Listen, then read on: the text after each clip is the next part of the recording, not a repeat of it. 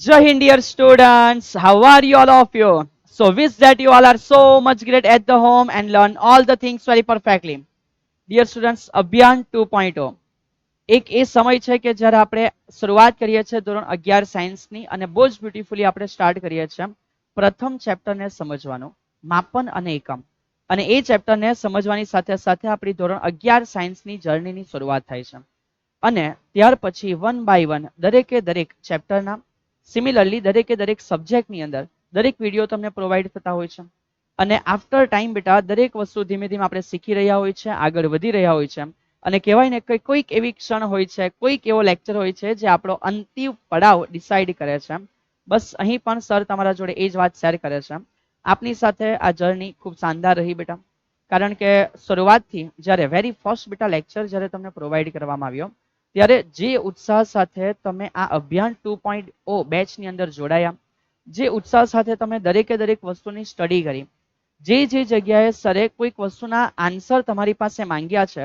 તમે એના આન્સર સરને ત્યાં જણાવ્યા છે જે ઇનડાયરેક્ટલી ટીચરને પણ બેટા મોટિવેટ કરે છે કાર્ય કરવા માટે કે યસ જો વિદ્યાર્થી બેટરલી બેટા દરેક વસ્તુ અટેન્ડ કરી રહ્યા છે તો જરૂરથી એક ઉત્સાહ ટીચરને પણ અંદરથી હોય છે કે નહીં વિદ્યાર્થી માટે હજુ કંઈક વધારે હજુ કંઈક સારી રીતે કે જેથી એમને કન્સેપ્ટ સમજવામાં સરળતા અનુભવાય અને એ જ રીતે એ સફર બેટા આગળ વધે છે અને આજે આ જે લેક્ચર આપણો થઈ રહ્યો છે તરંગો કહી શકાય ધોરણ 11th સાયન્સની અંદર ફિઝિક્સની અંદર આપણું આ અંતિમ ચેપ્ટર રહેશે સાયન્સની સફર પૂરી નથી થઈ હજુ આપણે એવું કહી શકીએ કે 11 સાયન્સનો સિલેબસ આજના લેક્ચરમાં એનસીઆરટી લેવલ છે એ કવર થશે બટ આફ્ટર ધેટ આપણો 12th સાયન્સનો પણ અભ્યાસ હોય છે અને ઓલ ઓવર આપણી આ જે જર્ની છે એ જર્ની બેટા 2 વર્ષનું એક કહેવાય ને કે બંચ છે કોમ્બિનેશન છે અને આ સમગ્ર બંચ સમગ્ર કોમ્બિનેશન એ આપણે યોગ્ય રીતે ભણવું બહુ જરૂરી છે કારણ કે જ્યારે પણ આપણે કોમ્પિટિટિવ એક્ઝામ આપીએ છીએ જ્યારે બી બોર્ડની એક્ઝામ આપીએ છીએ ગુજકેટ એક્ઝામ આપીએ છીએ કોઈ પણ એક્ઝામની અંદર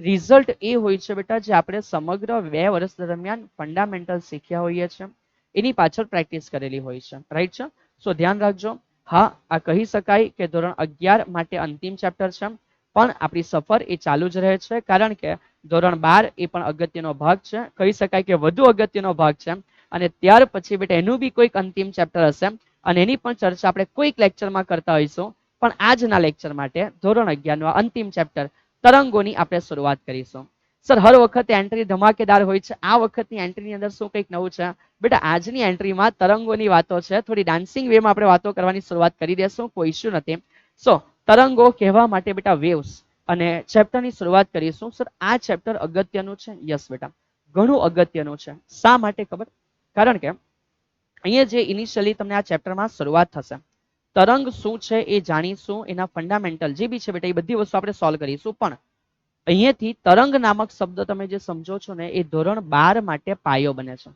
ધોરણ 12 માં તમે પહેલા વિદ્યુત ભણશો પછી ચુંબક ભણશો બે કમ્બાઈન થઈને જ્યારે વિદ્યુત ચુંબકીય તરંગ બને છે ત્યારે તરંગ સ્વરૂપ શું છે ને એ સમજવા માટે જરૂરી છે કે આ તરંગ વિશેનું નોલેજ આપણે મેળવી લીધું હોય સો ધ્યાન રાખજો ધોરણ 12 પ્રથમ ચોપડી એ પ્રથમ ચોપડી માટે જે બેઝિક નોલેજની જરૂર હોય એમાં રિક્વાયરમેન્ટ તમે કહી શકો કે આ તરંગ ચેપ્ટર છે એ ખરેખર બેટા એની અંદર બહુ જરૂરી વસ્તુ છે સો અહીંયાથી જ પ્રશ્ન ઉદ્ભવવો જોઈએ કે સર આ તરંગ શું છે બેટા રાઈટ અહીંયાથી જ પ્રશ્ન થવો જોઈએ કે આ તરંગ શું છે અને ત્યાંથી આપણે ખેલની શરૂઆત કરીશું કે બેટા તરંગ કોને કહેવામાં આવે અને એની અગત્યતા શું છે એકદમ સિમ્પલ લાઈનમાં સર અહીંયા અમારે લાઈન ની બોલો ને તો બી ચાલી અમને આઈડિયા આવી જાય કે સપોઝ અહીંયા એક દોરી છે અને દોરીને આપણે આ રીતે કંઈક મોમેન્ટ આપીએ જે ઉત્પન્ન થાય એને આપણે બોલી શકીએ કે આ તરંગ છે બેટા ચલો હું થોડો અહીંયા પ્રયત્ન કરવા માટે ઠીક છે ટ્રાય કરી છે બેટા એક ટ્રાય કરી જોઈએ ઠીક છે હા સમજો મારી પાસે એક દોરી છે બેટા સમજો દોરી નથી પણ મારી પાસે એક વાયર છે ઠીક છે ચલિए હવે મારી પાસે જે વાયર છે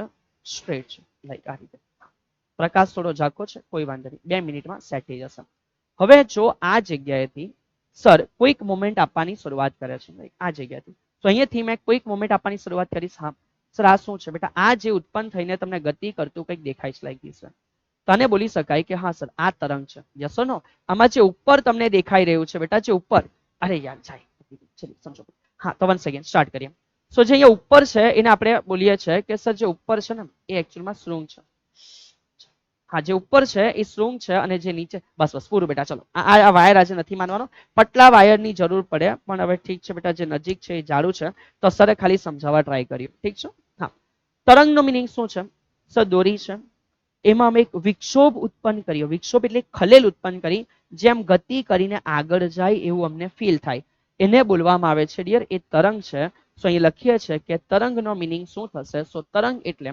લખી શકાય કે જે માધ્યમ છે એ માધ્યમમાં જે વિક્ષોભ છે એ ગતિ કરે છે સો માધ્યમમાં વિક્ષોભની ગતિ એને આપણે તરંગ તરીકે ઓળખીએ છીએ ઠીક છે તમે બોલી શકો કે કોઈક રીતે ઉત્પન્ન કરેલી ખલેલ એ ગતિ કરે એને બોલવામાં આવે છે કે શું છે તરંગ છે હવે આ તરંગોનું આપણે વર્ગીકરણ કરવાના અહીંયાથી ચેપ્ટરની શરૂઆત થશે કે ભાઈ માધ્યમના આધારે તરંગોનું વર્ગીકરણ કરો ચલિए સબ હવે આ કયા પ્રકારનો ખેલ છે તો અહીંયાથી સમજો આ ખેલ કેવો છે બેટા વેરી ફર્સ્ટ ને ન્યૂટનજી અનુસાર એવું માનવામાં આવે કે જે તરંગો છે એ તરંગના પ્રસરણ માટે માધ્યમ જોઈએ ઠીક છે વેરી ફર્સ્ટ ઇનિશિયલ આ પ્રકારે બેટા લોકોનું માનવું છે સો એ માન્યતા પ્રમાણે આપણે સમજીએ છીએ નંબર 1 પહેલું જે છે એને કહેવામાં આવે છે યાંત્રિક તરંગો સમજો પહેલું જે છે એને બોલાય યાંત્રિક તરંગો અને એને ઇંગ્લિશમાં તમે બોલી શકો મિકેનિકલ વેવ ચલિए કોણ છે યાંત્રિક તરંગો સો લખવા માટે બહુ સિમ્પલ વસ્તુ છે જે તરંગ છે જે તરંગના પ્રસરણ માટે માધ્યમ જરૂરી છે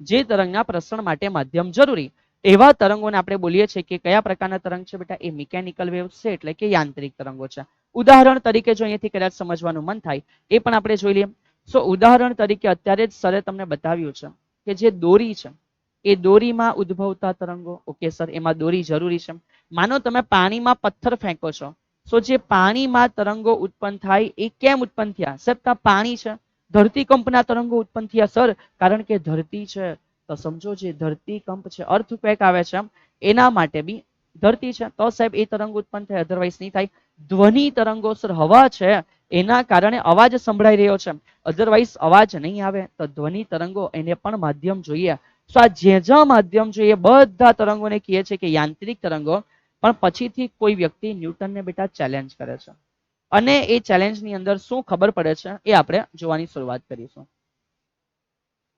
સો નંબર 2 જે છે બેટા જે ચેલેન્જ છે એમાં સમજો કે એક વ્યક્તિ છે એ પોતે એવું કહે છે કે કેટલાક એવા તરંગ છે જેને પ્રસરવા માટે માધ્યમ જરૂરી નથી સર એ કોણ છે બેટા આવશે હાઇગેન્સ નામક વ્યક્તિ સાથે આપણે ધોરણ 11 પછી 12 ની અંદર સમજવાની શરૂઆત કરીશું ત્યારે આપણે સમજીએ છીએ કે બિન યાંત્રિક તરંગો સમજો નામ છે બિન યાંત્રિક તરંગો એટલે અહીંયાથી પહેલી વસ્તુ તો ક્લિયર થઈ જાય યસ સર એવા તરંગો જેને પ્રસરવા માટે માધ્યમ જરૂરી તો કે ના સાહેબ આપણે કહી શકીએ એવા તરંગો જેને પ્રસરવા માટે જે માધ્યમ છે એ માધ્યમ જરૂરી નથી આ વસ્તુ અગત્યની છે અને એના પરથી જે બીજું નામ છે એ ઓળખવામાં આવે છે કે બિન યાંત્રિક તરંગો ઇટ મીન્સ એક્ઝેક્ટ જો બોલવામાં આવે તો એ વિદ્યુત ચુંબકીય તરંગ છે બધા અને એ જે વિદ્યુત ચુંબકીય તરંગ છે એ ટોટલ 7 અલગ અલગ પ્રકારના હોય છે જેને આપણે ઇન લાઇનમાં બેટા યાદ રાખવાના હોય ધોરણ 12 માટે આ બહુ જરૂરી અગત્યની બેટા સમજૂતી છે તો ધ્યાન રાખજો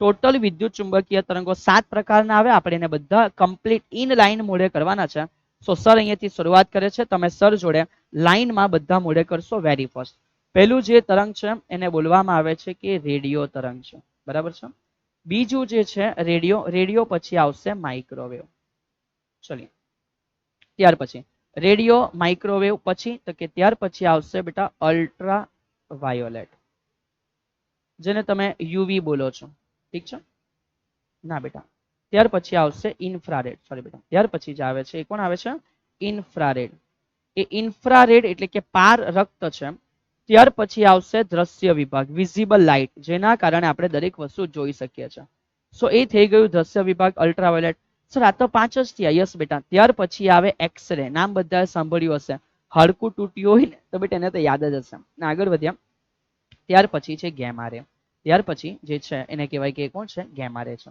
સો ટોટલી 7 નામ છે સર અમારે લાઈનમાં યાદ રાખવાના યસ બેટા કમ્પલસરી તમારે લાઈનમાં યાદ રાખવાના છે સમજો કેવી રીતે યાદ રહેશે સર આ 7 નામ અમને લાઈનમાં એના માટે સર તમને નાની એક ટ્રીક આપે છે જે રીતે મેં યાદ રાખું છું. સો ટ્રીક છે, તમારે એને યાદ રાખવાનું છે બેટા. સર તમને કહે છે ટ્રીક એવી છે કે રેતી છે બેટા, રેતીમાં મેં જોયું ત્યારે મને ઈયળ દેખાય. રેતીમાં જોવાથી મને ઈયળ દેખાય અને રેતીમાં જોઈને એટલે બેટા એ ઈયળ મને ન ગમી. એ ઈયળ શું થયું તો કે સાહેબ ન ગમી, મેં કેન્સલ કરી દીધી, ઈયળને મારે જોવી જ નથી. અહીંયા રેતીમાં બેટા રેડિયો એક્ટિવ, ઠીક છે, રેડિયો તરંગો છે, માઇક્રોવેવ છે, ઇન્ફ્રારેડ છે, દ્રશ્ય વિભાગ છે, ક્ષ કિરણ છે, ગેમા રે છે. આ સાથે સાત લાઈનમાં યાદ રહી જશે. એડવાન્ટેજ તમને આજે ખબર નહીં પડશે બેટા, પણ ધોરણ 12 માં જ્યારે એમસીક્યુ સોલ્વ કરશો ને, તરંગોના એમસીક્યુ, સિમિલરલી બેટા ઓપ્ટિક્સ ની અંદર એમસીક્યુ, ત્યારે આ ડિપાર્ટમેન્ટ તમને ઘણો મદદરૂપ બનશે. હર જગ્યાએ આ ડિપાર્ટમેન્ટ તમને કામ આવશે. અને આના સિવાય ત્રીજો ટાઈપ પણ છે. અને જે ત્રીજો ટાઈપ છે બેટા, રાઈટ, એને કહેવામાં આવે દ્રવ્ય તરંગો. ચલો, તો જે દ્રવ્ય તરંગ છે એ બહુ સિમ્પલ વસ્તુ છે. સર તમને આઈડિયા આપે છે, મિનિંગ સમજો. દ્રવ્ય તરંગ કોને કહેવાય? જે બી કંઈક કણો છે એ પોતે ગતિમાન અવસ્થામાં હશે. એ ગતિમાન અવસ્થામાં હોવાના કારણે એ તમને તરંગ સ્વરૂપે જોવા મળે. 1 સેકન્ડ બેટા, સરે શું કીધું? સર દ્રવ્ય તરંગ એટલે કોઈ કણો છે, યસ બેટા, એ કણો કેવા હશે?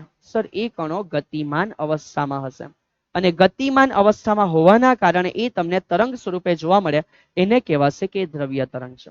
સોલ ઓવર આપણે માધ્યમના આધારે તરંગોનું વર્ગીકરણ છે સમજ્યા છે.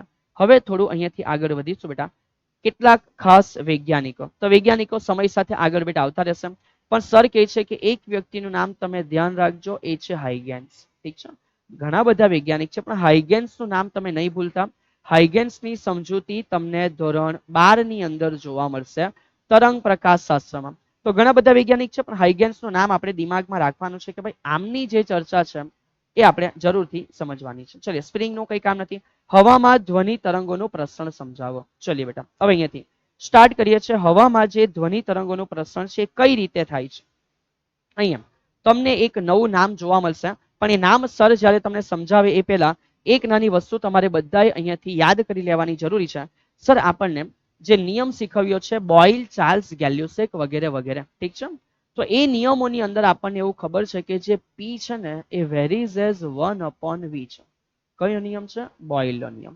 સર બોઇલ લો નિયમ આપણને કહે છે કે વાયુરૂપ તત્વ માટે દબાણ એ કદના વ્યસ્ત પ્રમાણમાં. સો જો કદમાં ઘટાડો થશે એવા કેસમાં જે દબાણ છે એ દબાણમાં બેટા વધારો થશે. બહુ કોમનલી આ સમજવાની વસ્તુ છે.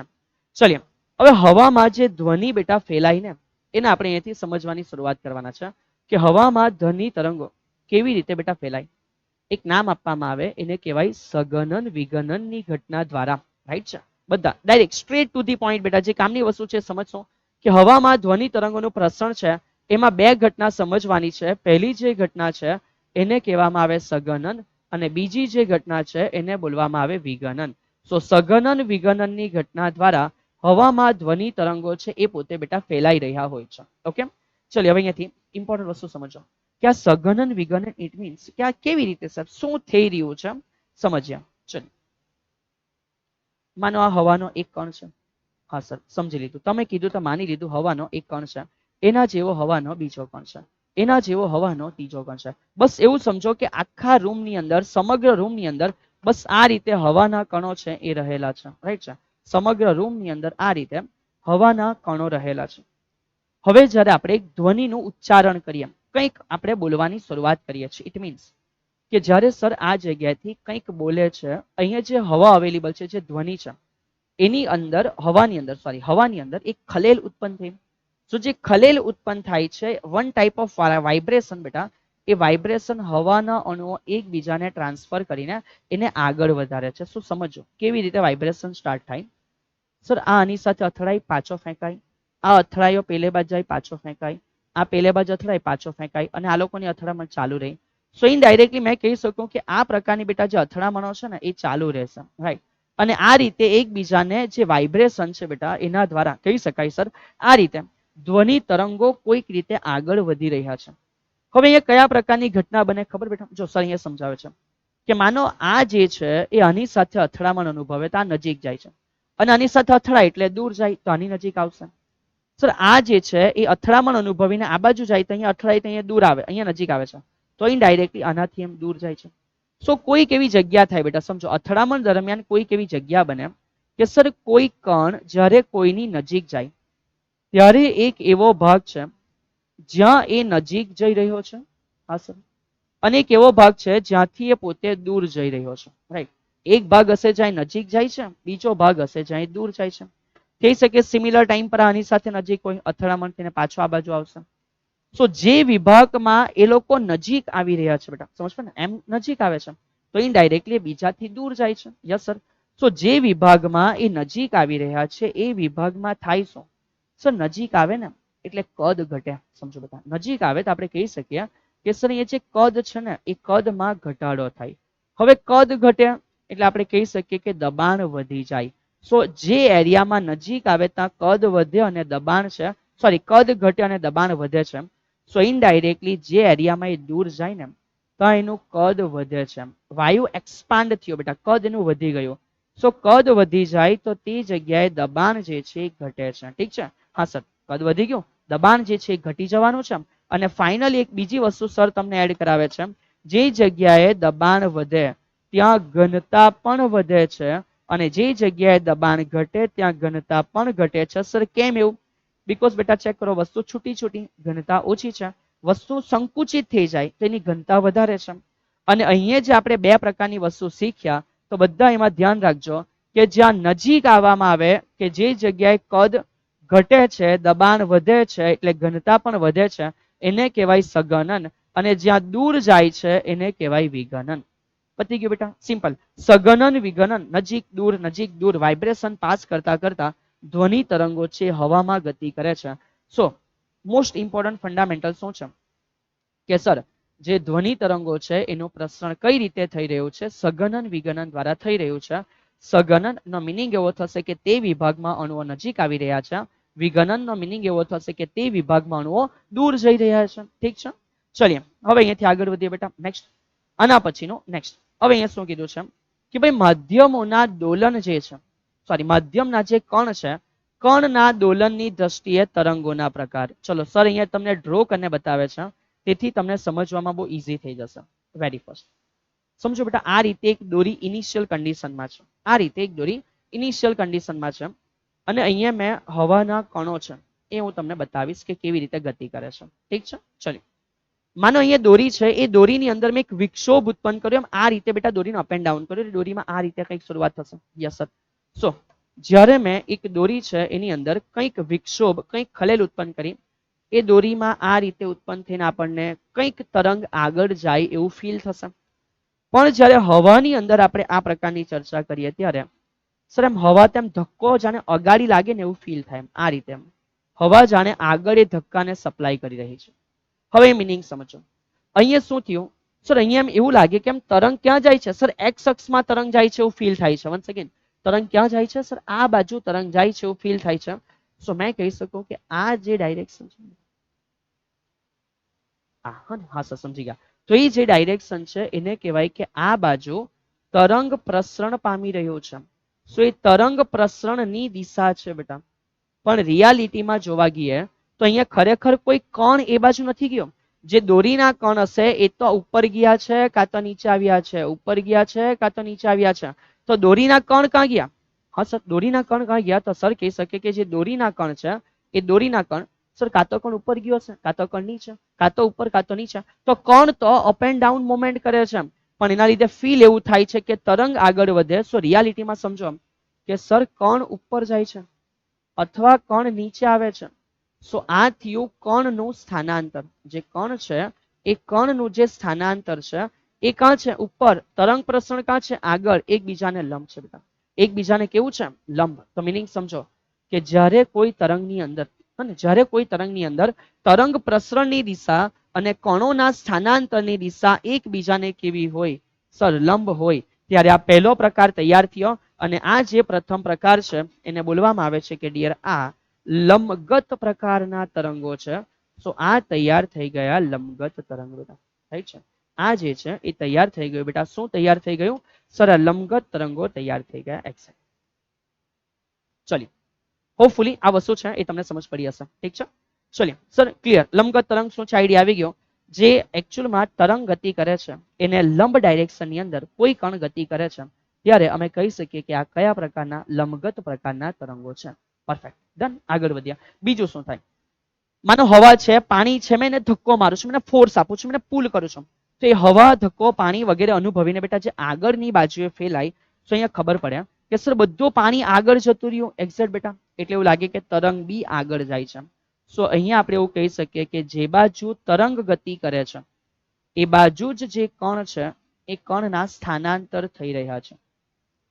અને જે બાજુ કણ ગતિ કરે એ બાજુ જ કણના સ્થાનાંતર થાય છે.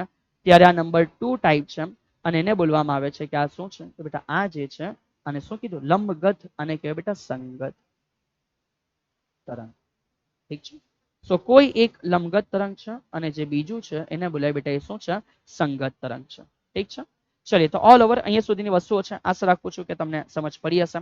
આગળ વધીએ બેટા. નેક્સ્ટ આના પછી આગળનો ખેલ છે કે સર કોને પ્રગામી તરંગો તરીકે ઓળખવામાં આવે?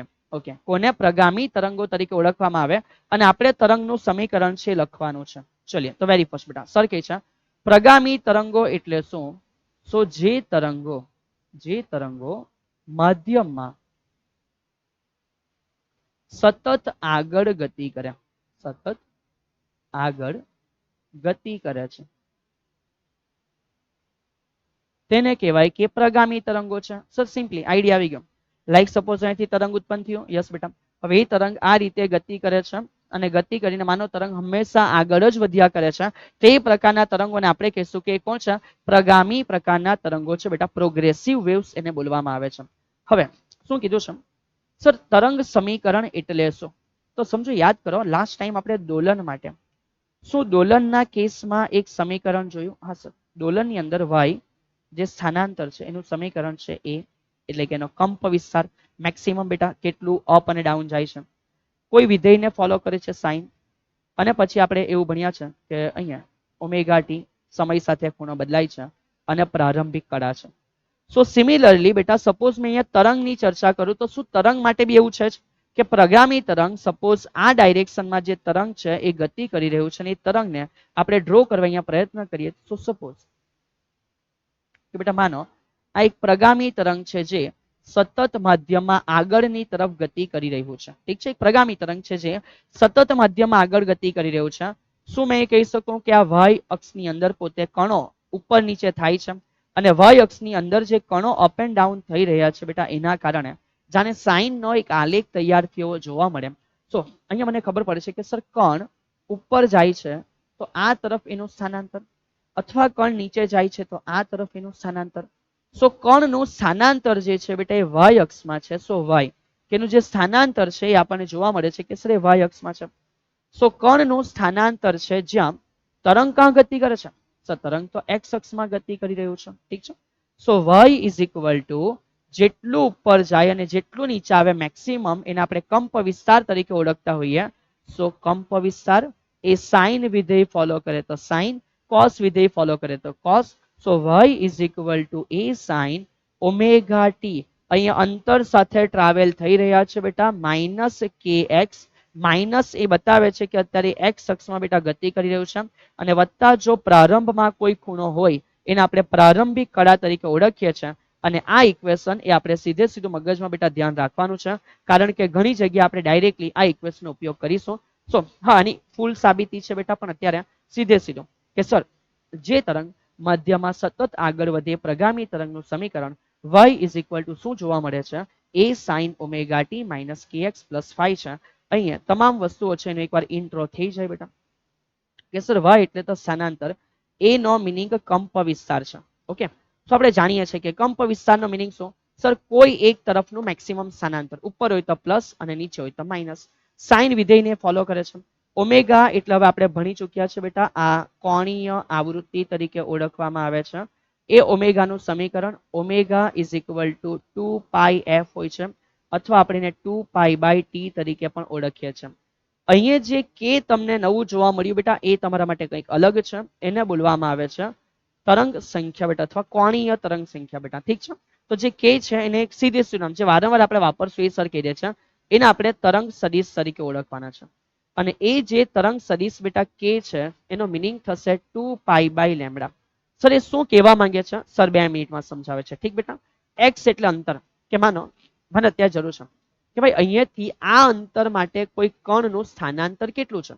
સો x એનું અંતર બતાવે છે પ્રારંભથી અને ફાઈ એટલે શું છે તો આપણે સિમ્પલી ફાઈ ને બોલીએ છીએ કે સર આ પ્રારંભિક કળા દર્શાવે છે. જે ફાઈ છે એ શું દર્શાવે છે?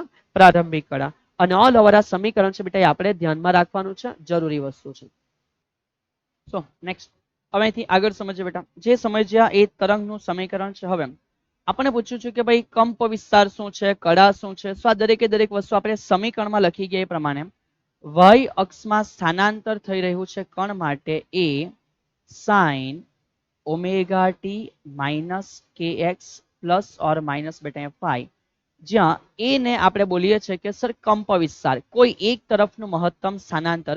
અને કળા એટલે શું તો કે સર ટી સમયે એક્સ અંતર માટેનો જે ખૂણો છે એના માટેની કળા છે એ આપણને દર્શાવે છે બેટા. ઠીક છે, આગળ વધ્યા. ચલિએ નેક્સ્ટ. આના પછીની કેટલીક સમજૂતી છે કે સર તરંગ માટે તરંગ લંબાઈ, તરંગ સંખ્યાની વ્યાખ્યા, સૂત્ર અને એકમ છે એ આપો. ચલિએ વન્સ અગેન એક અગત્યની વસ્તુ છે.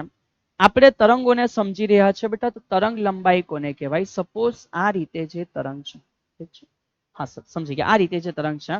હવે અહીંયાથી આગળ જો આપણે સમજીએ તો સર અહીંયાથી તો રિપીટેશન ચાલુ થયું, પુનરાવર્તન ચાલુ થશે. સેમ આ ભાગ અહીંયાથી પાછો આગળ વધે. આપણે એ રીતે સમજી શકીએ, સમજવું હોય તો રાઈટ છે.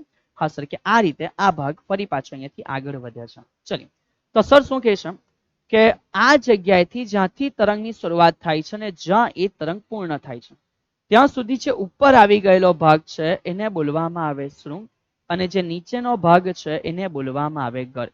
સિમિલરલી અહીંયા પણ જે ઉપરનો ભાગ છે બેટા એને બોલવામાં આવે શૃંગ, અને જે નીચેનો ભાગ છે એને બોલવામાં આવે ગર્ત. હવે જરા અહીંયા સમજો, કોને બોલવામાં આવે તરંગ લંબાઈ?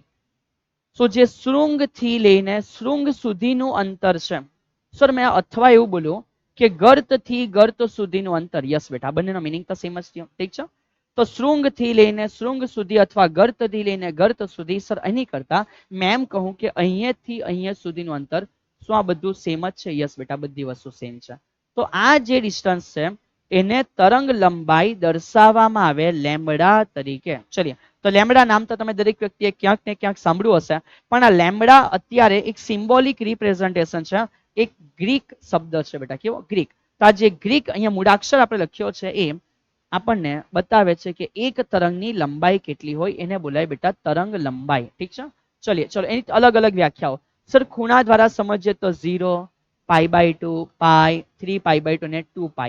શું બોલી શકાય કે જે બે બિંદુઓ વચ્ચે જે ખૂણો કળાનો તફાવત છે 0 થી 2π સુધી છે એને આપણે કહી શકીએ કે તરંગ લંબાઈ છે.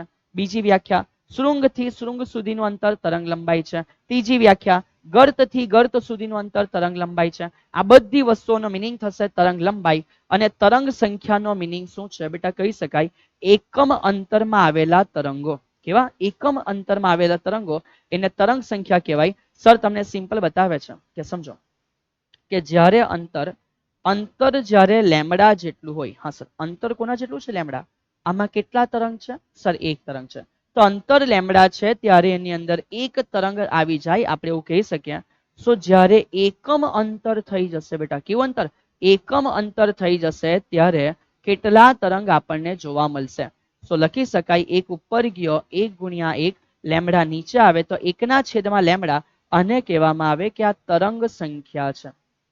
સર આ રીતે સમજ નહીં પડી? સમજો સર આઈડિયા આપે છે કે આ જે છે ને તરંગ સંખ્યા કહેવાય. કેવી રીતે? બેટરલી સમજ પડશે. એક ઉદાહરણ લઈએ. માનો મેં અહીંયા આ રીતે એક તરંગ જે છે એ તમને ડ્રો કરીને બતાવું છું, રાઈટ છે. સમજી લો બેટા કે આમાં જે આ એકમ અંતર છે, સર આ કેટલું અંતર છે? સપોઝ આ થઈ ગયું 25 સેન્ટીમીટર, ખાલી સમજવા માટે. હા સર, તો અહીંયા 25 સેન્ટીમીટરમાં આપણી પાસે એક તરંગ છે એવું સમજો, અને એકમ અંતર એટલે કે 1 મીટર આપણે એક્સેપ્ટ કરીએ. એકમ અંતર એટલે ધારી લેવું કે કેટલું છે? 1 મીટર. બોલો બેટા 1 મીટર સુધીમાં કેટલા તરંગો છે? સર આ અહીંયાથી અહીંયા સુધીનો ભાગ એને લેમ્બડા કહેવાય. સો તરંગ લંબાઈ લેમ્બડા છે 25 સેન્ટીમીટર. તો 25 સેન્ટીમીટર એટલે કે 25/100 કરી દઈએ. જવાબ મીટરમાં આવી ગયો. સો જવાબ થયો 1/4 મીટર. અને તરંગ લંબાઈ જે લેમ્બડા છે એનો જવાબ થયો 1/4 મીટર. હવે સ્ટાર્ટ કરીએ કે સર 1/4 છે એ લેમ્બડા છે. યસ બેટા. કોઈ મને પૂછે કે અહીંયા સુધી કેટલા તરંગો છે, તો એને બોલાય તરંગ સંખ્યા. અને તરંગ સંખ્યાનો મિનિંગ થાય 1/λ, ઇઝ ઇક્વલ ટુ 1/4 સો લેમડાનો મિનિંગ 1/4 છે. છેદનો છેદ અંશમાં ગયો. એકમ અંતરમાં કેટલા તરંગો આવેલા છે? સર 4 તરંગો. જરા એકવાર જોઈ લઉં શું 4 તરંગ છે? તો કે હશે હોવાનું જ ને, કેમ નહીં હોય? આ 1, આ 2, આ 3 અને આ 4 થઈ ગયું. સો આને કહેવાય તરંગ સંખ્યા. સો વન્સ અગેન બેટા, તરંગ સંખ્યાનો મિનિંગ શું છે? એકમ અંતરમાં કેટલા તરંગો છે એને કહેવાય તરંગ સંખ્યા. કેવી રીતે મળે? 1/λ કરવાથી મળી જાય. અને બીજી વસ્તુ, એના જ પરથી જે નવો શબ્દ છે એને કહેવાય કોણીય તરંગ સંખ્યા. એને શું બોલવામાં આવે? એને બોલવામાં આવે કોણીય તરંગ સંખ્યા. અને એ કોણીય તરંગ સંખ્યા એટલે નવું કઈ નથી બેટા, અને 2π વડે ગુણવાનું છે. એટલે કે 2π ગુણ્યા તરંગ સંખ્યા કરવામાં આવે. આવું કરવાથી શું મળે બેટા? ત્યાં સુધીનો ખૂણો મળે. હું બતાવીશ તમને. આ 2π છે. તરંગ સંખ્યા એટલે 1/λ. સો આ બની ગયું 2π/λ. અને એ છે જે આપણે પાછળ ભણીને આવ્યા, અને જ નામ આપવામાં આવે આ તરંગ સદિશ છે બેટા. શું છે? તરંગ સદિશ. ચલો આ તરંગ સદિશ શું હેલ્પ કરે બેટા? સમજીએ. શું હેલ્પ કરે ને તરંગ સદિશ એ સમજીએ. અહીંયા ખૂણો કેટલો હશે? 0. અહીંયા 2π. તો સર આ રીતે ડબલ ડબલ થયા કરે. 4π, 6π અને 8π. તો અહીંયા કયો ખૂણો બને છે કેવી રીતે ખબર પડશે એ આપણને અહીંયા આઈડિયા આવશે બેટા. સર તમને અહીંયા બતાવે છે ઉદાહરણ દ્વારા કે માનો મને પૂછ્યું છે કે અહીંયા સુધી ખૂણો કેટલો છે, એને કહેવાય કોણીય તરંગ સંખ્યા અથવા તો કડા. રાઈટ છે? હા સર. ચલિએ. તો મેં અહીંયા જે કડા છે એ કેવી રીતે શોધીશ? આટલો જે ભાગ છે એના માટે મારે 2π ગુણ્યા 1/λ. ઇટ મીન્સ કે મારે 2π જે બી છે એના ભાગ્યા લેમડા કરવાનું છે. તો 2π ભાગ્યા લેમડા 1/4. છેદનો છેદ અંશમાં ગયો તો જવાબ 8π. ચેક કરો. આપણને અહીંયાનો ખૂણો છે પ્રાપ્ત થયો. યસ ઓર નો? સો ધ્યાન રાખજો બેટા. સર શું કહે છે કે સૌથી પહેલા તો તરંગ લંબાઈ શીખ્યા, એના પરથી તરંગ સંખ્યા શું છે શીખ્યા. એ તરંગ સંખ્યાને 2π વડે ગુણીએ તો કોણીય તરંગ સંખ્યા બોલાય. અને એ જ કોણીય તરંગ સંખ્યાને જ બોલવામાં આવે બેટા તરંગ સદિશ, જેને આપણે સમીકરણમાં કે તરીકે ભણી ચૂક્યા છીએ. ચલિએ હવે અહીંયાથી આગળ વધીએ બેટા. કે નેક્સ્ટ, સંગત તરંગમાં માધ્યમના કોઈ ખંડનું સ્થાનાંતરનું સમીકરણ બેટા. Just a minute. યાંત્રિક તરંગોને પ્રસરવા માટે માધ્યમના કયા ગુણધર્મ? ઓકે ચલો 1 by 1 લાઈનમાં બેટા જે જરૂરી ક્વેશ્ચન છે એને કન્ટિન્યુ કરશું. પણ બિફોર ધેટ એક એમસીક્યુ છે એ આપણા માટે કરવો જરૂરી છે. ચલિએ તો જે એમસીક્યુ અહીંયા જરૂરી છે એ સર આઈડિયા આપે છે. અત્યારે જ આપણે જસ્ટ ભણી ગયા કે કડા અથવા કડામાં જે તફાવત છે એ કોણ છે? તો કે સર કડા અથવા કડામાં તફાવત એટલે ફાઈ છે. એનો મિનિંગ શું થયો સર? 2π ગુણ્યા 1/λ. ઠીક છે? 2π ગુણ્યા શું થયો? 1/λ. અને આ 1/λ આપણને અંતરમાં જે કંઈક બેટા ડિફરન્સ છે એ બતાવશે. સો વન્સ અગેન અહીંયાથી સમજો સર શું કહે છે કે આ જે ફાઈ માટે આપણે ભણ્યા છે કે 2π/λ, એની સાથે મેં જ્યારે અંતર ગુણી દેવા ત્યારે મને ટોટલ અંતર માટે જે ખૂણો છે એ પ્રાપ્ત થશે. સો જો મને કડા તફાવત અને પથ તફાવત વચ્ચે સમીકરણ પૂછે છે તો ધ્યાન રાખવાનું ફાઈ ઇઝ ઇક્વલ ટુ 2π/λ. ધ્યાન રાખજો બેટા. ફાઈ ઇઝ ઇક્વલ ટુ શું થઈ જશે? 2π/λ, જેને આપણે કે કહીએ છીએ ઇન્ટુ ડેલ્ટા એક્સ એટલે કે પદ તફાવત. સર અમને આ સમજાવવાની પાછું આ શું થશે? તો બેટા સર અહીંયા સમજાવે છે, માનો અંતરમાં જે તફાવત છે ને એ અંતરમાં તફાવત 6 લેમડા જેટલો છે. કેટલા લેમડા બેટા? 6. 1 2 3 4 5 6 આટલો તફાવત છે. ઠીક છે? હા. તો અહીંયા ખૂણો કેટલો હશે? તો કેટલો ખૂણો હશે એના માટે સિમ્પલ કે નો મિનિંગ શું થાય? સર 2π/λ છે. કેટલો છે અંતરમાં તફાવત? 6 લેમડા. લેમડા લેમડા કેન્સલ તો 6 દુ 12 પાઈ જેટલો ખૂણો બને. સો એ આપણને અહીંયા રિલેશન આપે છે કડા તફાવત અને પથ તફાવત વચ્ચેનું. સો અહીંયા કે લખો કે 2π/λ લખો. મિનિંગ બેટા અહીંયા સેમ રહેશે. ચલિए તો આ થયું એક કોમન કન્સેપ્ટ સમજાવતું સમીકરણ. ઓકે સો નેક્સ્ટ બેટા આના પરથી આગળના જે ક્વેશ્ચન છે એને કન્ટિન્યુ કરીએ. સો તરંગની ઝડપ માટે હવે આપણી પાસે એક સમીકરણ છે માંગ્યું છે. સો સ્ટાર્ટ કરીએ બેટા એકદમ સિમ્પલ વેમાં. તરંગ ઝડપ માટે કઈ રીતે છે? સો વેરી ફર્સ્ટ એ સમજો, તરંગની ઝડપ એટલે બેટા સિમ્પલ છે કે જે ઝડપનું સમીકરણ છે એ જ આપણા માટે તરંગની ઝડપ થવાની છે. બટ ઝડપ એટલે શું છે? સો લખી શકાય કે જે એકમ સમય છે એ એકમ સમયમાં જે કપાયેલું અંતર છે એને બોલવામાં આવે છે કે ઝડપ છે. ઠીક છે? હા સર, એકમ સમયમાં કપાયેલું જે અંતર છે એને બોલાય છે કે શું છે? ઝડપ છે. હવે જરા અહીંયા સમજો, આપણે જ્યારે તરંગોની વાત કરીએ છીએ ત્યારે સર આ તરંગ જે છે એ અહીંયા સુધી આ રીતે છે. આનું જે અંતર છે એ કેટલું છે? લેમડા છે. અને એ લેમડા અંતરને ટ્રાવેલ કરવા માટે જે સમય, એક તરંગ પૂર્ણ થવા જે સમય લાગે એને ટી, એ તો આપણે વારંવાર બોલી ગયા છે કે સર એ બધી વસ્તુઓને આવર્તકાળ કહેવામાં આવે છે. શું મિનિંગ સમજો કે એક તરંગ જેટલું જે અંતર છે લેમડા છે ત્યાં સુધીનો સમય આવર્તકાળ છે. સો આપણે કહી શકીએ કે જ્યારે સમય આવર્તકાળ જેવો છે ત્યારે અંતર લેમડા જેટલું કપાય છે. યસ ઓર નો? જ્યારે સમય આવર્તકાળ જેટલો છે ત્યારે અંતર કોના જેવું કપાય છે? લેમડા જેવું. હવે જો આપણે આ જે સમીકરણ છે એને 2π વડે ગુણીએ છે અને 2π વડે ભાગીએ છે. જરા અહીંયા સમજવા પ્રયત્ન કરજો શું થશે. 2π વડે ગુણવાથી અને 2π વડે ભાગવાથી સૌથી પહેલા તો આપણે કહી શકીએ કે સર આ જે ટી છે ને ઉપર હું લખી દેમ તો થઈ જશે 2π/t. અને આ જે છે અંશ એ છેદના છેદમાં જતો રહી તો લખી શકાય 2π/λ. હા સર તમે શું કર્યું ખબર ના પડી? જરા અહીંયા સમજો. શું છેદનો છેદ અંશમાં જાય? હા સર. અને જે અહીંયા હોય એ છેદમાં આવે? હા સર. પતી ગયું છે. 2π/t નો મિનિંગ શું છે? સર 2π/t એટલે ઓમેગા છે, કોણીય આવૃત્તિ, અને 2π/λ એટલે તરંગ સદિશ છે જેને આપણે k કહીએ છીએ. અને આ રીતે આપણું આ સમીકરણ છે બહુ ઈઝી છે કે v તરંગ ઝડપ છે એ તો રેગ્યુલર છે કે ઝડપ એટલે શું છે? તરંગે એકમ સમયમાં કાપેલું અંતર, એને કહેવાય તરંગની ઝડપ છે. પણ બેટા એ જ તરંગની ઝડપ માટે સમજતા જાઓ કે જે ઝડપ છે એ આપણે λ/t લાવીએ છીએ, પણ 2π વડે ગુણ્યા અને 2π વડે ભાગ્યા પરથી ખબર પડે કે 2π/t નો મિનિંગ ઓમેગા અને 2π/λ નો મિનિંગ k છે. અને આપણને બેટા તરંગની ઝડપ છે એ પ્રાપ્ત થાય છે. પણ અહીંયાથી આગળ વધીએ. બીજું શું કીધું છે કે ભાઈ એ જ તરંગની ઝડપ તમે ω/k તો લઈ આવ્યા, હવે જરા λ/k લાવી બતાવો બેટા. ઇઝ ઇટ પોસિબલ બેટા? ના, અહીંયા કંઈક ભૂલ છે. અહીંયા જે બી છે એ લખવામાં કંઈક ભૂલ છે બેટા. ઠીક છે, λ/t છે. v નું સમીકરણ શું છે? λ/t છે, જે આપણે ઓલરેડી અગાડી લખી ચૂક્યા છે. હવે અહીંથી આગળ વધીએ. યાંત્રિક તરંગોની ઝડપ નક્કી કરવા માધ્યમના કયા ગુણધર્મ જરૂરી છે? તો હવે સમજો. યાંત્રિક એટલે એમાં ઇનડાયરેક્ટલી બેટા આપણને માધ્યમ તો જોઈએ. સો અહીંયા આપણે કહી શકીએ એનું દળ, રાઈટ, એના માટેનું પરિમાણ વગેરે વગેરે ઘણા બધા ગુણધર્મ બેટા આપણને જરૂરી હોય છે. પણ એના આધારે જે 2 માર્કનો અગત્યનો સવાલ છે એ સર તમારા માટે સ્ટાર્ટ કરે છે કે જ્યારે તણાવવાળી કોઈ દોરી છે બેટા, તણાવવાળી દોરી ઉપર સમજતા ગયા, રાઈટ. 2 માર્કનો સવાલ છે, 2 રીતે તૈયાર થાય. પહેલી પ્રોસેસ છે ડાયરેક્ટ શીખી લો, અથવા બીજું છે પારિમાણિક વિશ્લેષણ દ્વારા આગળ વધો. ઠીક છે, તો અહીંયા આપણે પારિમાણિક વિશ્લેષણથી આગળ વધીશું કારણ કે આપણે એ પ્રમાણે શીખી ચૂક્યા છે બધું. ચલિએ. સર તણાવવાળી દોરી છે એના પર લંબગત તરંગ. કેમ લંબગત કીધું છે? બીકોઝ આપણે સમજ્યા કે સર દોરીમાં જે તરંગ ઉત્પન્ન થાય આ રીતે ગતિ કરે, પ્રસરણ ને લંબ એના કણોના સ્થાનાંતર છે એટલે એને બોલાય કે લંબગત તરંગ છે. ચલિએ. એના ઝડપનું સમીકરણ લાવો. સો વેરી ફર્સ્ટ પહેલું જે સ્ટેટમેન્ટ છે એના ઉપર બધા ધ્યાન રાખજો.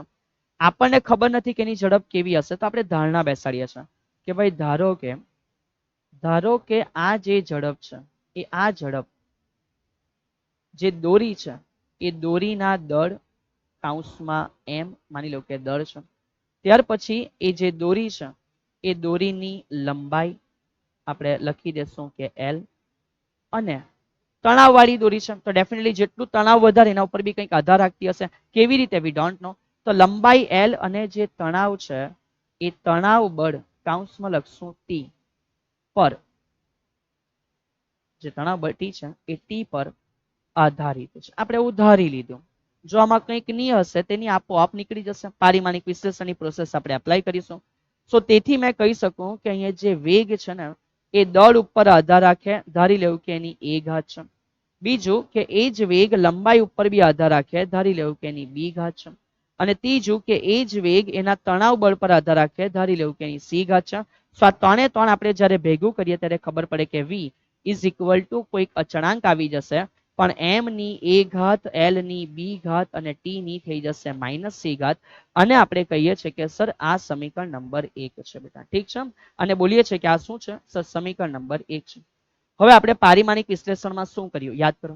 સર બંને બાજુના પારિમાણિક સૂત્રોને આપણે સરખાવવાના છે. ઠીક છે, તો કામ સ્ટાર્ટ કરીએ કે અહીંયાથી આપણે લખીશું કે જે સમીકરણ છે એ સમીકરણની બંને બાજુના જે પારિમાણિક સૂત્ર છે એ પારિમાણિક સૂત્ર સરખાવતા. ચલિએ. જ્યારે આપણે બંને બાજુના પારિમાણિક સૂત્ર સરખાવીએ તો વેગ માટે, વેગ એટલે દળ નથી લંબાઈ એક વાર સમય નીચે -1. સર અહીંયા દળ, દળ એટલે પોતે હું ડાયરેક્ટ લખું છું કે m એક વાર છે, બરાબર, એની a ઘાત છે. લંબાઈ એટલે l એક વાર છે, એની b ઘાત છે. અને બળ m1 l1 t-2 જેની c ઘાત છે. ચલો બધા માટે હવે આપણે મિક્સ કોમ્બિનેશન બનાવી શકીએ. સો સર લખે છે કે જે ઘાત છે એ ઘાતને આપણે અહીંયા સરખાવશું. સો ઘાતને સરખાવતા આપણને શું પ્રાપ્ત થાય જરા એકવાર ચેક કરીએ. ઈઝી છે બેટા, ઠીક છે. સો સૌથી પહેલા m ની ઘાત. સો m ની ઘાત કેટલી છે? a અને c. સો a અહીંયા છે અને c આ બાજુ છે અને એનો જે આન્સર છે એ 0 છે બેટા. m ની ઘાત સરખાવતા a વત્તા c નો જવાબ 0 છે.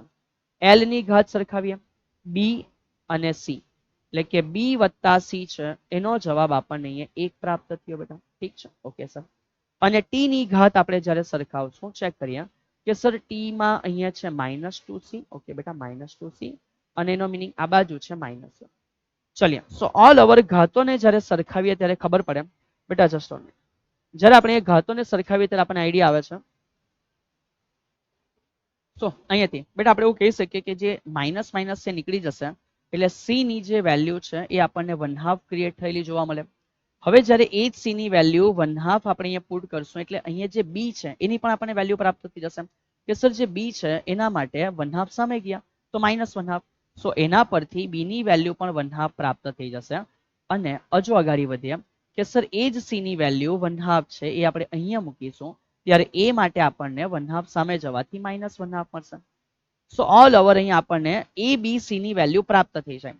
અને એ વેલ્યુ પ્રાપ્ત થયા પછી આપણે અહીંયાથી ફરી પાછો સમીકરણ નંબર 1 માં જ્યારે બધી વેલ્યુ મૂકીએ ત્યારે v = ચલિए જનરલી આપણે આ જે પણ છે ને અત્યારે પ્રાયોગિક દ્રષ્ટિએ 1 છે એવું ધારી લઈએ.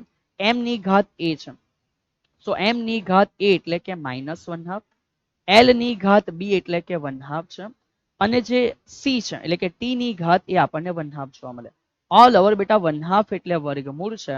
સો આ માઇનસ ને નીચે લઈ જામ છું તો પ્લસ થઈ જાય અને વર્ગમૂળમાં મને t ના છેદમાં, ઓકે, t ઇન્ટુ l ના છેદમાં m જોવા મળે. અને આ જે છે સમીકરણ સાચું છે, પણ આની થોડી સાબિતીમાં બેટા એક નવો શબ્દ એડ કરવામાં આવે છે, t. આ l ને નીચે લઈ જાય તો m ના છેદમાં l બને. અને એક નવું નામ બેટા આપવામાં આવે છે કે ભાઈ એકમ લંબાઈ માટે દળ, અને એને મ્યુ તરીકે દર્શાવે છે. વન્સ અગેન સમજો, ડાયરેક્ટ મ્યુ થી શરૂઆત થતે પણ તમે અટવાઈ જતે, ગૂંચવાઈ જતે કે સર મ્યુ શું કામ લીધું છે. સો ધેટ્સ વાય તકલીફ નહીં પડે. એટલે સમજો કે આ m/l છે એને આપણે એક નવા નામ તરીકે કીધું છે કે મ્યુ. મ્યુ એટલે એકમ જે લંબાઈ છે એ એકમ લંબાઈમાં દળ, ઠીક છે. એટલે કે એકમ લંબાઈમાં દળ એને આપણે મ્યુ તરીકે રિપ્રેઝન્ટ કર્યું છે. અને આ આપણા વેગનું સમીકરણ છે કે v √t/μ બેટા. વન્સ અગેન v શું છે? √t/μ છે, જ્યાં t એટલે તણાવ બળ અને મ્યુ એટલે શું છે? એકમ લંબાઈ દીઠ દળ છે. ઓકે બેટા, ચલિએ આ આપણે મેળવી લીધું તણાવવાળી દોરીમાં લંબગત તરંગનું સમીકરણ. પણ આના પરથી જ ખેલ અગાડી ચાલુ થાય છે.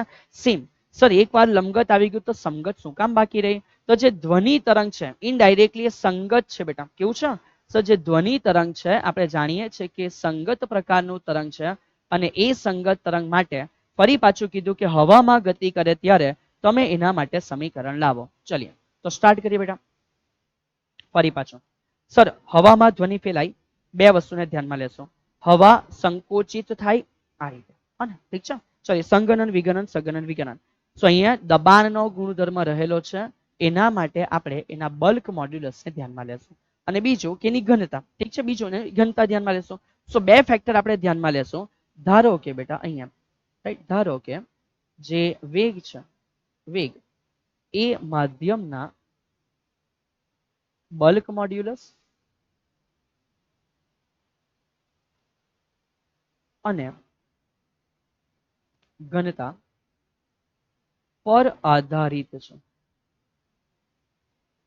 રાઈટ છે. ઓકે, સો લખી શકીએ કે સર જે વેગ છે એ ઘનતા પર આધારિત છે અને વેગ છે એ બલ્ક મોડ્યુલસ પર આધારિત છે, ઠીક છે. અને આની a ઘાત અને આની થઈ જશે બેટા b ઘાત. સો માટે v વેરીઝ છે તો દૂર કરીએ તો ઇઝ ઇક્વલ ટુ અચળાંક તરીકે k આવી જશે રો ની a ઘાત અને બલ્ક મોડ્યુલસ ની થઈ જશે બેટા b ઘાત. ઓલ ઓવર આ રીતનું આપણું સમીકરણ તૈયાર થયું. ફરી પાછું સર આપણે અહીંયાથી સેમ કેસ આ જ રીતે ચાલુ કરવાનો. કોના માટે? સર પારિમાણિક વિશ્લેષણ દ્વારા. ઓકે, સો સર અહીંયાથી સ્ટાર્ટ કરે છે બેટા કે આ જ ખેલની અંદર રાઈટ જ્યારે આપણે આગળ વધીએ છીએ ત્યારે આપણને ખબર પડે કે સર પારિમાણિક વિશ્લેષણ દ્વારા આપણે આ ખેલ જરા આગળ વધારીએ છીએ, જરા યાદ કરો કે વેગનું પારિમાણિક સૂત્ર શું છે સર? m0 l1 t-1. ઘનતા એટલે કોણ છે સર? દળના છેદમાં કદ, તો -3 t0.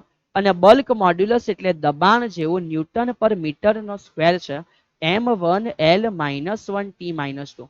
તો આ બધાના બેટા પર્સનલી પારિમાણિક સૂત્ર થયા અને ઓલ ઓવર સેમ આખી પ્રોસેસ તમે જ્યારે ફોલો કરશો ત્યારે એ હવે એક નાનું કામ છે, તમે આરામથી કરી શકો છો બેટા. બટ આફ્ટર ઓલ થિંગ્સ આપણને મળે છે કે v is equal to under root b by rho. બેટા શું સમીકરણ મળે છે સર? સમીકરણ મળે છે v is equal to under root b by rho. કઈ રીતે કરવાનું છે? સેમ પારિમાણિક વિશ્લેષણ સરે ઓલરેડી બધાના પારિમાણિક સૂત્ર તમને આઈડિયા આપી દીધા છે. તમે બસ બંને બાજુ મૂકો, m ની ઘાત l ની ઘાત t ની ઘાત સરખાવો. ઘાત સરખાવવાથી તમને અહીંયા a અને b જે છે એના આન્સર પ્રાપ્ત થશે. a નો આન્સર તમારા માટે શું આવશે? તો બેટા a નો આન્સર 1/2 આવશે, b નો આન્સર 1/2 આવશે. સો એ મૂકવાથી તમારું સમીકરણ b v is equal to under root p by rho બને છે. પણ અહીંયાથી સર એક એક્સ્ટ્રા નોંધ આપે છે કે ભાઈ એક્સ્ટ્રા સમજો. માની લેવું કે કદાચ એવું છે કે રેખીય સળિયો છે, કોઈ રેખીય સળિયો છે અને સર મને એના માટે પૂછવામાં આવે તો ત્યારે મેં અહીંયા બલ્ક મોડ્યુલસના બદલે એના યંગ મોડ્યુલસની પણ ચર્ચા કરી શકો કે યંગ મોડ્યુલસના છેદમાં ઘનતા, એવું બી આપણને જોવા મળી શકે. કારણ કે સાબિતી તો બેટા આ રીતે થાય ને. ચલી આ 2 માર્કનો સવાલ છે, પૂરો થઈ ગયો, સમજી લીધો. બટ અગત્યની વસ્તુ આના પછી ચાલુ થશે. આ સમીકરણ જ્યારે અહીંયા બેટા આવે છે ત્યારે એ ધ્વનિ તરંગોની ચર્ચા 2 અલગ અલગ વ્યક્તિ શરૂઆત કરે છે અને એ 2 જે વ્યક્તિ છે બેટા એમાં સૌથી પહેલા જે છે એ છે ન્યૂટન. બેટા કોણ છે? ન્યૂટન. તો વાયુમાં જે ધ્વનિ ઝડપ છે એનું સમીકરણ મેળવો અને એના સૂત્રમાં રહેલી ક્ષતિ જણાવો. આ સમીકરણ ન્યૂટનજી મેળવે છે બેટા. આ સમીકરણ ન્યૂટનજી અનુસાર છે અને સમીકરણમાં એન્ટર થવા પહેલા સર ખાલી તમને જણાવી દે છે કે બલ્ક મોડ્યુલસનો મીનિંગ જે -p દબાણ છે ના છેદમાં કદમાં ફેરફાર dv ના છેદમાં v આપણને જોવા મળે છે. ચલિએ તો અહીંયાથી સમજો સર સ્ટાર્ટ કરે છે બેટા કે જે વાયુમાં ધ્વનિ ઝડપ છે એનું સમીકરણ મેળવો અને સૂત્રમાં રહેલી ક્ષતિ છે બતાવવાની છે. તો સ્ટાર્ટ કરીએ. સૌથી પહેલા બેટા ન્યૂટનજી છે. આ ન્યૂટનજી શું કહે છે? તો સ્ટાર્ટ કરીએ બેટા કે જે ન્યૂટન છે એ ન્યૂટન અનુસાર આપણે એવું કહી શકીએ કે જે ધ્વનિ છે એ ધ્વનિ પ્રસરણ, આ ધ્વનિ પ્રસરણની જે ઘટના એ એમને એવું લાગે છે કે આ પ્રક્રિયા સમતાપી પ્રક્રિયા છે. સમતાપી પ્રક્રિયા છે. ઠીક છે? હા સર સમજી ગયા કે ન્યૂટન અનુસાર જે ધ્વનિ પ્રસરણ છે જે ફેલાઈ રહ્યો છે એ સમતાપી પ્રક્રિયા છે. તો ન્યૂટન અનુસાર ધ્વનિ પ્રસરણની પ્રક્રિયા સમતાપી છે. ઇટ મીન્સ એમના પ્રમાણે એવું થવું જોઈએ કે PV નો જવાબ અચળ છે. અને બેટા જ્યારે મેં આનું વિકલન કરીશ ને તો આનું વિકલન કરવાથી મને ખબર પડે કોની સાપેક્ષે ડાયરેક્ટ વિકલન બેટા ગુણાકારનો નિયમ. p અચળ છે તો v નું વિકલન dv થાય વત્તા v અચળ છે તો p નું વિકલન dp થાય. સામે અચળ નું વિકલન 0 થઈ જશે. કોઈ એકને હું સામે મોકલી આપું છું.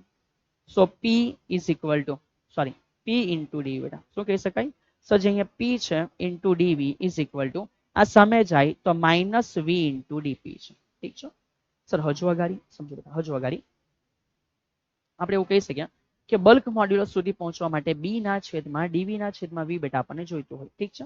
ચલિએ સો અહીંયાથી આપણે આગળ વધી શકીએ કે માની લો એક્ઝામ્પલ તરીકે આ જે dv છે એ dv ના છેદમાં v આપણને જોઈએ છે. તો મેં જ્યારે આને નીચે મોકલી આપું છું ત્યારે p is equal two -dp છે. હા એની સાથે v છે. આ dv એના છેદમાં ગયો, અંશ છેદના છેદમાં જાય તો -dp ના છેદમાં dv બાય v છે. ચેક કરો સર કદનો ફેરફાર, ઉપર દબાણનો ફેરફાર, ઓલ ઓવર આ કોના જેવું છે સર? આ બલ્ક મોડ્યુલસ જેવું છે. એટલે ન્યૂટનજીને એવું પ્રતીત થાય છે કે ધેટ્સ વાય બેટા જે વેગનું સમીકરણ under root b by rho છે એ b બાય રો છે જ્યાં b જ્યારે મને એવું લાગે છે કે પ્રક્રિયા સમતાપી પ્રકારની છે ત્યારે b નો જવાબ તો દબાણ જેવો છે. સો મેં v ઇઝ ઇક્વલ ટુ લખી શકું કે under root p by rho આવવું જોઈએ. પણ તકલીફ અહીંયાથી થઈ બેટા કે જ્યાં p ની વેલ્યુ વાતાવરણનું દબાણ 1.013 ગુણ્યા 10 ની 5 ઘાત છે. હવાની ઘનતા જે છે એને 1.29 લેવામાં આવે અને ઓલ ઓવર આ લઈને વેલ્યુ જ્યારે આપણે અહીંયા શોધીએ છીએ ત્યારે 280 મીટર પર સેકન્ડ જવાબ મળે છે, જે એના પ્રાયોગિક મૂલ્ય બેટા હવાની જે ઝડપ છે ને, સોરી ધ્વનિની જે હવામાં ઝડપ છે ને એ 330 જેવું નથી. ધ્યાન રાખજો, ધ્વનિની પ્રાયોગિક જે કિંમત છે એ 330 મીટર પર સેકન્ડ છે, પણ અહીંયા ન્યૂટન પ્રમાણે જે આન્સર આવ્યો એ 280 છે, જે સાચી ઝડપ સાથે બંધ બેસતો નથી. આને કહેવાય ન્યૂટનનું જે ધ્વનિ ઝડપનું સમીકરણ છે એ, અને એ સમીકરણમાં રહેલી શું છે? ક્ષતિ. ચલો આ તો ભૂલ છે, યસ બેટા ભૂલ છે. હવે એ ભૂલમાં સુધારો થશે અને સુધારો કરવામાં આવે લાપ્લાસ દ્વારા. તો એ ભૂલની અંદર જે સુધારો થયો છે તો સર લખે છે કે આદર્શ વાયુમાં ધ્વનિ ઝડપની ન્યૂટનનું સમીકરણ છે અને એમાં લાપ્લાસનો સુધારો શું છે એ સર જણાવે છે. સો ન્યૂટને બેટા શું કર્યું ખબર? v is equal to under root B by rho છે, એમાં બી ના બદલે એમણે પી લખી દીધું. અહીંયા ભૂલ થઈ. સો ભૂલનો સુધારો પછી બેટા લાપ્લાસ કરે છે. તો આપણે સ્ટાર્ટ કરીએ. સમજો કે લાપ્લાસ એવું કહે છે કે ભાઈ લાપ્લાસ અનુસાર જે ધ્વનિ પ્રસરણ છે એ ધ્વનિ પ્રસરણની ઘટના જે છે એ કેવી છે બેટા? તો જેવી રીતે અહીંયા પેલે બાજુ બેટા ન્યૂટન ધારે છે કે સમતાપી, એવી રીતે લાપ્લાસ પ્રમાણે ધ્વનિ પ્રસરણની ઘટના સમોષ્મી પ્રક્રિયા છે, રાઈટ છે. અને એ સમોષ્મી પ્રક્રિયા છે બેટા, ધેટ્સ વાય હવે અહીંયાથી આખો ખેલ છે એ ઉલટાઈ જશે અને આપણે અહીંથી સ્ટાર્ટ કરી શકીએ કે સમોષ્મીમાં PV રેસ ટુ ગેમા બરાબર શું હોય છે? અચળ હોય છે. ચલિએ ફરી પાછું બેટા હવે અહીંયાથી શરૂઆત કરીશું વિકલન કરવાનું. કે સર જ્યારે વિકલન કરીએ ત્યારે ચલિએ ધ્યાન આપજો, P અચળ તો V નું વિકલન, V અચળ તો P નું વિકલન ડાયરેક્ટ. સો P જ્યારે અચળ છે ત્યારે V નું વિકલન ઘાત અગાડી ઘાતમાં 1 નો ઘટાડો અને V નું પાછું. વન્સ અગેન બેટા સમજો સર શું કહે છે. P અચળ રાખ્યો, V નું વિકલન કરીએ છીએ ત્યારે ઘાત અગાડી ઘાતમાં 1 નો ઘટાડો, V નું વિકલન dV અને વત્તા હવે મેં V ને અચળ રાખું છું અને P નું વિકલન એટલે કે dP. સામે અચળ નું વિકલન થઈ જશે 0. હવે આગળ વધીએ. સર કોઈ બી એક પેલે બાજુ જશે એટલે પ્લસ નું થઈ જશે માઇનસ. ઠીક છે. સો માટે માની લો કે આ પેલે બાજુ જાય છે. So P into gamma V raise to gamma -1 into dV is equal to આ સામે જાય. So minus V raise to gamma into dP છે. બહુ બુદ્ધિ ક્ષમતાપૂર્વક અહીંયા સમજો કે જે V ની ઘાત છે એની કરતા એક ઘાત ઓછી છે, તો જરા બધા V ઉડી જાય ત્યારે અહીંયા એક વખત V બાકી રહે. સરની સમજ પડી? વન્સ અગેન બેટા જેટલી ઘાત અહીંયા છે એની કરતા એક ઘાત ઓછી છે. માની લો કે 3 છે તો અહીંયા 2 છે, અહીંયા 6 છે તો અહીંયા 5 છે, તો બધા V ઉડી જાય ત્યારે અહીંયા એક વાર V બાકી રહેશે, dV છેદમાં જશે અને અહીંયા P ગેમા બાકી રહેશે. તો અહીંયાથી લખી શકાય કે માટે P into gamma is equal to આ નીચે ગયું માઇનસ dP છે, એક વાર V છે, આ dV છેદમાં આવે છે. સો માઇનસ dP છે છેદમાં dV ના છેદમાં V, જેને આપણે બલ્ક મોડ્યુલસ બોલીએ છીએ. સો હવે અહીંયાથી ખબર પડી કે ભૂલ કઈ જગ્યાએ છે. તો બેટા અહીંયાથી આઈડિયા આવી જશે કે હવે માટે કહી શકાય ગેમા ઇન્ટુ P નો જવાબ બલ્ક મોડ્યુલસ જેવું છે. તેથી હવે આપણું સમીકરણ V is equal to under root B by rho છે, એમાં B ની વેલ્યુ P નથી પણ gamma into P upon rho છે, જ્યાં બધી વેલ્યુ આપણે પુટ ડાઉન કરીશું દ્વિપરિમાણિક વાયુ માટે. સો ગેમાની વેલ્યુ બેટા દ્વિપરિમાણિક વાયુમાં 1.4 ઇન્ટુ P ની વેલ્યુ 1.0310⁵ અને ડિવાઇડેડ બાય રો આપણી પાસે 1.29 છે. તેથી હવે અહીંયા જે વેગ પ્રાપ્ત થયો એ 331 મીટર પર સેકન્ડ છે, જે ધ્વનિના બેટા હવાની અંદર જે વેગ છે એની આસપાસ આપણને પ્રાપ્ત થાય છે. સો ઓલ ઓવર આશા રાખું છું કે તમને આ તમામે તમામ જે થીસીસ છે બેટા એ 1 બાય 1 યોગ્ય રીતે સમજાઈ રહી હશે. ચલિએ હવે આપણે સ્ટાર્ટ કરીશું. નેક્સ્ટ આગળનો જે ખેલ છે એને બોલાય સંપાતપણાનો સિદ્ધાંત. ઓકે, સો સંપાતપણાનો સિદ્ધાંત એવું નથી કે આ વેરી ફર્સ્ટ ટાઈમ છે, ઓલરેડી આપણે આગળ બેટા જોઈ ચૂક્યા છે. ક્યારે? ગુરુત્વાકર્ષણની અંદર. સો કોઈ એક તરંગ જ્યારે આવે છે એની સાથે બીજું તરંગ પણ આવે. માની લઉં કે પહેલાના કારણે સ્થાનાંતર y1 અને બીજાના કારણે સ્થાનાંતર y2, અને એ બેના કારણે જે ટોટલ સ્થાનાંતર થાય એને બોલવામાં આવે સંપાતીકરણનો સિદ્ધાંત. ઠીક છે. સો જ્યારે માધ્યમના કોઈ એક કણ પર બે કે બે કરતા વધારે તરંગો એક સાથે આપાત થશે ત્યારે એનું પરિણામી સ્થાનાંતર કેટલું થશે? સો ત્યારે જે કણનું પરિણામી સ્થાનાંતર હોય એ દરેક તરંગો વડે થયેલા સ્થાનાંતરોના સદિશ સરવાળા જેટલું હોય છે. લાઈક પહેલાના કારણે સ્થાનાંતર 3 સેન્ટીમીટર ઉપર, બીજાના કારણે સ્થાનાંતર 1 સેન્ટીમીટર નીચે. સો બંને સાથે આવી જાય તો કણનું શું થશે? પહેલાનું વત્તા બીજાનું. પહેલો 3 ઉપર લઈ જાય તો પ્લસ, બીજો 1 નીચે લાવે તો માઇનસ. ફાઇનલી કણ 2 સેન્ટીમીટર ઉપર જશે. આને કહેવાય કે ભાઈ સંપાતીકરણ. ચલો, એ સંપાતીકરણ જે છે બેટા એને બે અલગ અલગ ભાગોમાં સમજવામાં આવે છે. જે સંપાતીકરણ છે એને બે અલગ અલગ ભાગોમાં સમજવામાં આવે અને એ ઘટનાને બોલાય વ્યતિકરણ. ચલો, તો તરંગ જે સંપાતીકરણ પામે એ જે ઘટના બેટા બનવાની એને કહેવાય કે આ વ્યતિકરણ છે. સહાયક વ્યતિકરણ અને વિનાશક વ્યતિકરણ એટલે શું? બેટા સહાયનો મીનિંગ કોઈ એક ઉપર લઈ જાય તો બીજું પણ ઉપર લઈ જાય, કોઈ એક ઉપર લઈ જાય તો બીજું બી ઉપર લઈ જાય. ઇટ મીન સમજો કે જ્યારે કોઈ એક તરંગનું શૃંગ છે, હા બેટા, જ્યારે કોઈ એક તરંગનું શૃંગ છે એના પર બીજા તરંગનું શૃંગ જ આપાત થાય, અથવા કોઈ એક તરંગનું ગર્ત છે એના પર બીજા તરંગનું બેટા ગર્ત જ આપાત થાય છે, ત્યારે રાઈટ, ત્યારે બેટા એ વસ્તુને એવું કહેવાય કે સહાયક છે.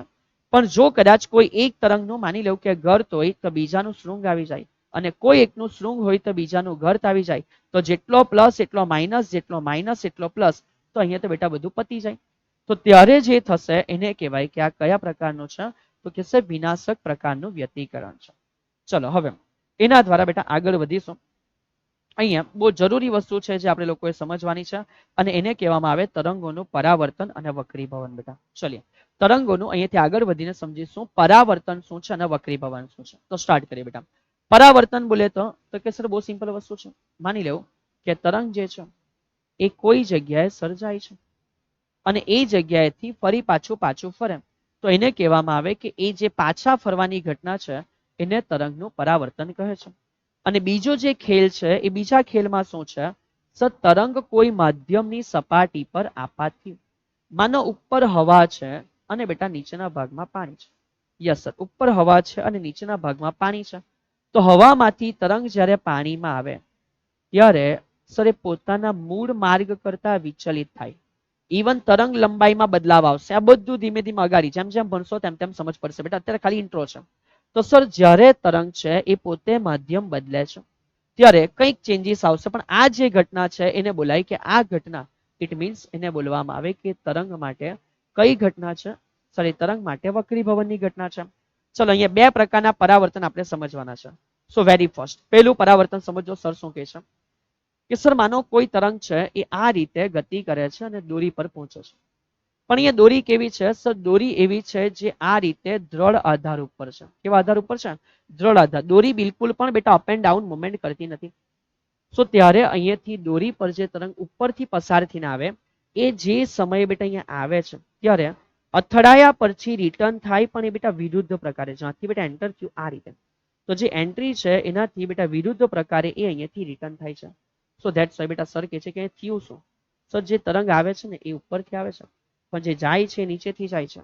તો અહીંયા આપણે એવું કહી શકીએ કે જે ઇનપુટ તરંગ બેટા વાય છે, જે આપાત થયેલું તરંગ છે, ઓકે સર, જે આપાત થયેલું તરંગ છે એનો કંપ વિસ્તાર એ હોય, અને માનો કે સાઇન ઓમેગા ટી માઇનસ કે એક્સ છે, માઇનસ એવું કહે કે આ ધન એક્સ અક્ષમાં ગતિ કરી રહ્યું છે, પણ જે પરાવર્તન થાય ત્યારે ઊંધું થઈ ગયેલું છે, એટલે આપણે કહી શકીએ કે જે પરાવર્તિત પ્રકારનું તરંગ છે સર y2 એ ઊંધું થઈ ગયું, એટલે કે માઇનસ સાઇન આ બાજુ એક્સ અક્ષમાં જાય છે, રિટર્નમાં આ બાજુ છે, તો બેટા અહીંયા થઈ જશે ઓમેગા ટી પ્લસ કે એક્સ, એટલે કે માઇનસ એક્સ અક્ષમાં ગતિ કરી રહ્યું છે.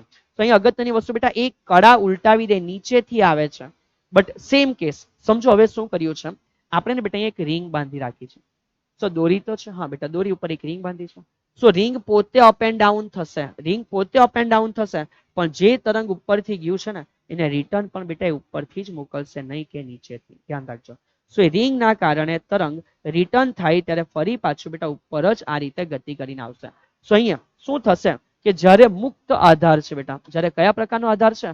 મુક્ત આધાર છે, ત્યારે સપોઝ કે જે આપાત તરંગ છે એનું સમીકરણ y આપાતનું એ સાઇન ઓમેગા ટી માઇનસ કે એક્સ છે. સો જ્યારે પરાવર્તન પામે છે, જ્યારે એ પરાવર્તન પામે છે ત્યારે સર ઉપરથી ગયું હોય તો ઉપરથી જ આવશે.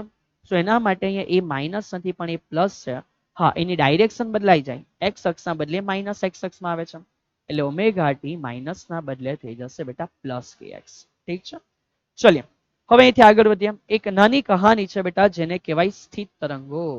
ચલિए સ્થિત તરંગો એટલે શું છે હવે એ સમજો. મને બેટા કોઈ તરંગ અહીંયાથી આપણે આપાત કરીએ, કોઈ તરંગ અહીંયાથી આપાત કરીએ અને બંને તરંગો આપાત થાય અને સપોઝ બેટા કે કોઈ જગ્યા આવીને ભેગા થાય, બધી જ વસ્તુ સેમ છે, કંપ વિસ્તાર બી સેમ, તરંગ લંબાઈ બી સેમ, રાઈટ, બધી વસ્તુ સેમ છે. સો એવા તરંગો એક અહીંથી ઉત્પન્ન કરું એમ તરંગ જોવા મળે, એક અહીંયાથી ઉત્પન્ન કરું એમ તરંગ જોવા મળે, પણ બંને બાજુથી ઉત્પન્ન કરે તો જાણે સર દોરી ઉપર નીચે થતી એવું લાગે એમ. આને આપણે બોલીએ છીએ બેટા સ્થિત તરંગો. કેમ? બંને બાજુની તરંગ છે પણ એ બંનેના ભેગા થવાના લીધે એવું થયું કે જાણે દોરી તો સ્ટ્રેટ દેખાય છે. સો એને કહેવાય બેટા કે કયા પ્રકારનું છે, એને કહેવાય એ સ્થિત તરંગ છે કે જ્યારે સમાન કંપ વિસ્તાર, સમાન આવર્તકાળ, સમાન આવૃત્તિ બધું સમાન હોય પણ એ વિરુદ્ધ દિશામાં બેટા ગતિ કરે છે. અને એવા વિરુદ્ધ દિશામાં ગતિ કરતા બિંદુઓ બેટા જ્યારે તરંગો એકબીજા ઉપર કોઈ બિંદુએ ભેગા થશે ત્યારે એ જે તરંગ રચાય એને બોલવામાં આવે કે કયા તરંગો છે બેટા સ્થિત તરંગો છે. અને સ્થિત તરંગો એવું નહીં લાગે કે ગતિ કરતા છે, બસ એ તરંગો છે. અને એનું સમીકરણ ધ્યાન રાખજો, y is equal to twice A બેટા, y is equal to twice A sine kx cos omega t. આનું સમીકરણ આપણને પ્રાપ્ત થતું હોય છે.